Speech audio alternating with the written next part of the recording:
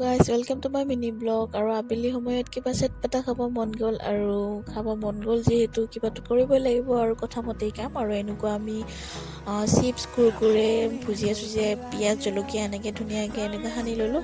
আৰু এইবোৰ খোৱা মানুহ বহুত ৰখি আছে, সেইটো কাৰণে আমি অকণমান মুড়িও এড কৰিলোঁ যিহেতু আমি মানুহ বহুত আৰু বস্তুখিনি মানে কম হৈ গ'ল, সেইটো কাৰণে। আৰু এইজনী আমাৰ ভাগিনী আল্লাই ভালে ৰাখক তাইক। আৰু তাৰপিছত এনেকুৱাকৈ চবেই বহি আছে খাবৰ কাৰণে। আৰু আমাৰ এইবোৰ ৰেডি কৰিলে আমাৰ চাহিনে ধুনীয়াকৈ তাই বনালে। আৰু এইবোৰ চটপটা কিবা এনেকৈ তাই বহুত ধুনীয়াকৈ বনায় আৰু তাইকে বনাব দিওঁ। আৰু আমি এনেকুৱাকৈ কলপাততে খালোঁ বহুত ধুনীয়াকৈ এনেকৈ। আৰু কলপাতত খায়ো বহুত ভাল লাগে বাৰু এনেকৈ প্লেটত খোৱাতকৈ।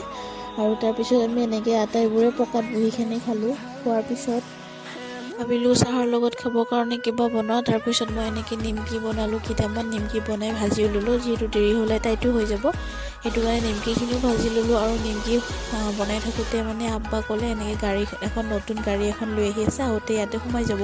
আৰু মোৰ তাত নোসোমোৱাকৈতো আব্বা নাযাবই।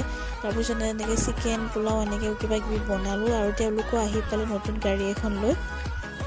আৰু জ্বলা মানুহবোৰতো জ্বলিবই ন, সেনেকৈ আৰু তাতে আৰু জ্বলিবৰ কাৰণেতো আৰু একো বস্তু নকৰাকৈ থাকিব নোৱাৰি।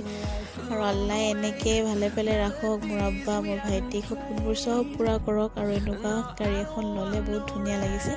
গাড়ীখনৰ কালাৰ হোৱাইট হয়।